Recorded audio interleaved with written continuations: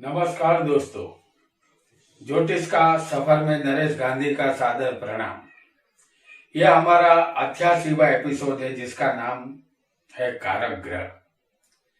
कुंडली में 12 स्थान होते हैं और उस स्थान के अलग अलग कारक होते हैं। ये कारक कुंडली में अदृश्य रूप से काम करते हैं। जब भी हम किसी की भी कुंडली देखेंगे तो हमें इन कारकों को हमेशा याद रखना होगा।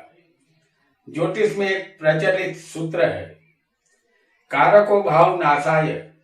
इस सूत्र का मतलब है कारक जिस भाव में बैठ जाता है उस भाव का नाश करता है।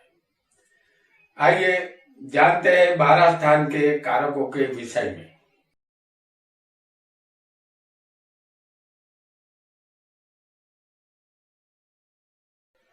इस कुंडली में कोई भी राशि नहीं है, सिर्फ लग्न लिखा है। लग्न कोई भी हो, कारक हर एक स्थान के फिक्स रहेंगे। ये पहला स्थान है। इस स्थान का कारक सूर्य है। हम यहां आपको सूर्य बता रहे हैं, लेकिन ये इस स्थान का कारक रहेगा हमेशा के लिए। और ये स्थान हमारा शरीर है। हमारा आरोग्य कैसा रहेगा ये हम कुंडली में लग्नेश की स्थिति से जान सकते हैं।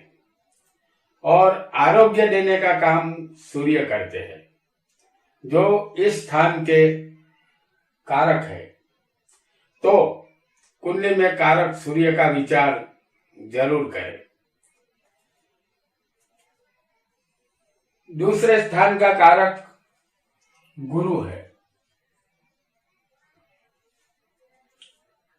ये धन और कुटुंब का स्थान है। इस स्थान में जो राशि होगी उसके मालिक को धनेश कहते हैं। गुरु तमाम बैंक और पैसे की लेन देन का कारक माना गया है। संतान गुरु ही देता है। अगर कुंडली में धनेश बलवान होगा तो धन मिलेगा, लेकिन गुरु का कारक होकर इसी स्थान में बैठ जाएगा तो इस स्थान का नाश करेगा। नतीजा धन कम मिलेगा और कुटुंब में बढ़ोतरी नहीं होगी। तीसरे स्थान का कारक है मंगल। सभी कारक ग्रह अदृश्य रूप से काम करेंगे, लेकिन हमें जब भी कुंडली देखनी है तो इन कारकों को ध्यान में रखना होगा। तो तीसरे का कारक मंगल है। ये स्थान हिम्मत, मेहनत, पराक्रम और भाई बहन का है। इस स्थान का मालिक बलवान होगा तो जातक मेहनती और पराक्रमी होगा। और कुंडली में कारक मंगल कमजोर होगा तो भाई बहन के सुख में कमी आएगी। चौथे स्थान का कारक है चंद्र और बुध। यहां 2 कारक आएंगे।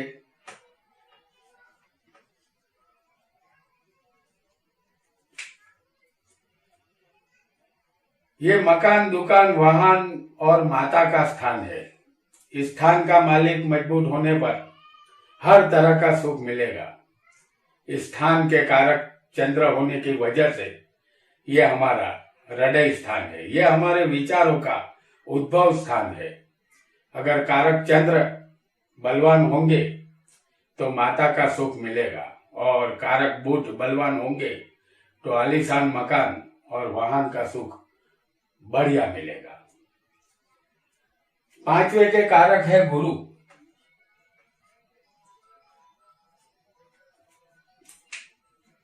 यह स्थान विद्या और संतान का है। यहाँ का मालिक बलवान होगा तो विद्या और संतान दोनों मिलेंगे।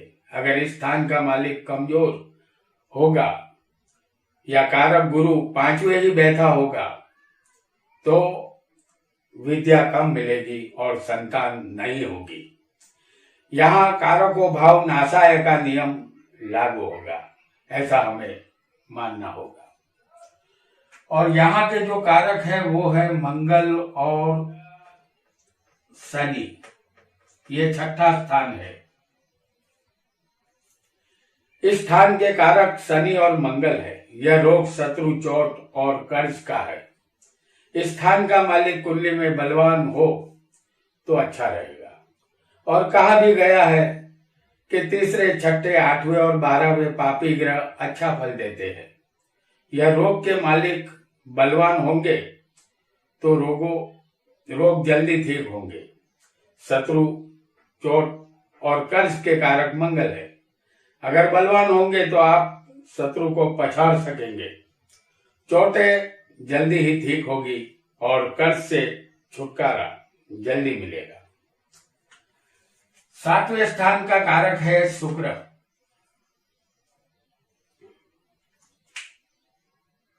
ये पति पत्नी का स्थान है। कुंडली में इस स्थान का मालिक बलवान होगा तो पति को पत्नी का सुख मिलेगा। यहाँ कारक शुक्र कमजोर और छठे, आठवें होगा तो पत्नी सुख में कमी आएगी।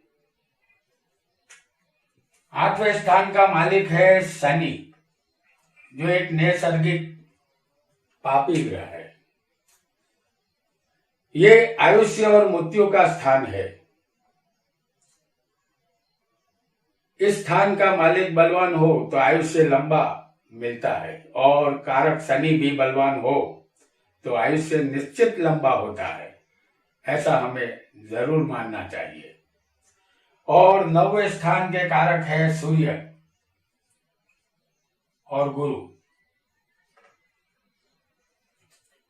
ये धर्म और भाग्य का स्थान है और तीर्थ यात्रा का स्थान है। हमारे सारे पुराण, तमाम धार्मिक किताबें सूर्य के अधिकार क्षेत्र में आते हैं।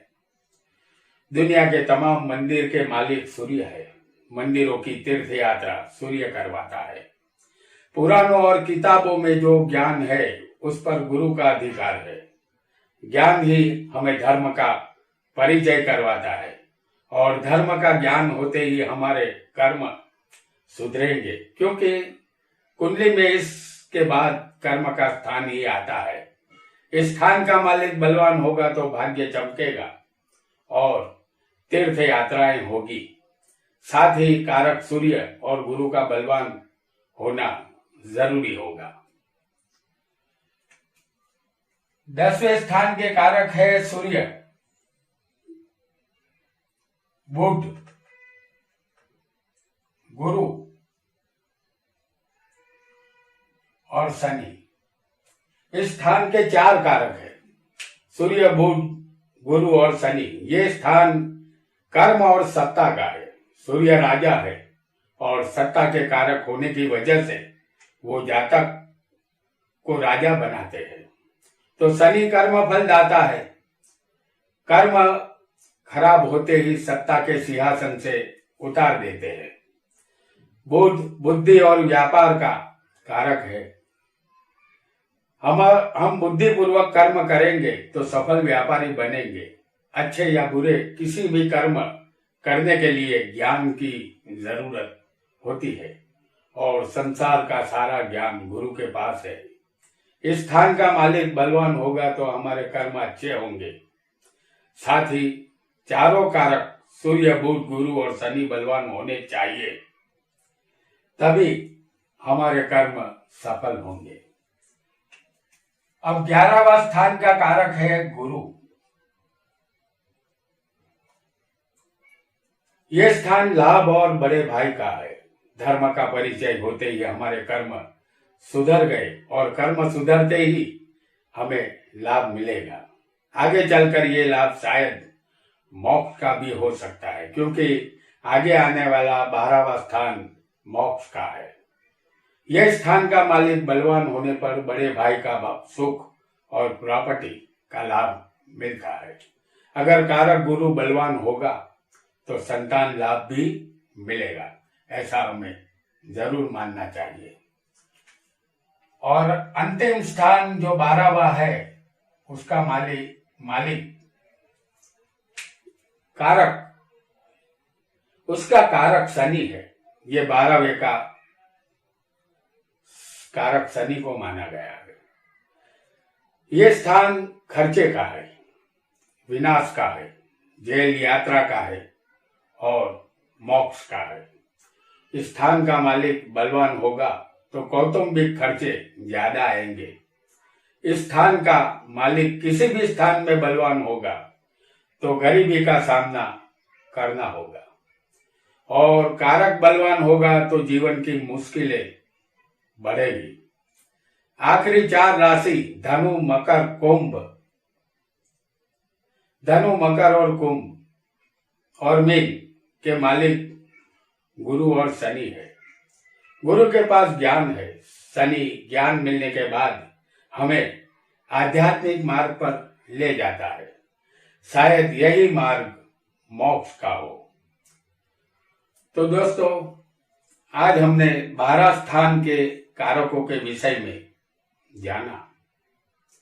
कुंडली देखते समय हम कारक ग्रहों को ध्यान में रखेंगे तो हमसे गलती नहीं होगी। आज इतना ही। आप खुश रहे, आबाद रहे। धन्यवाद।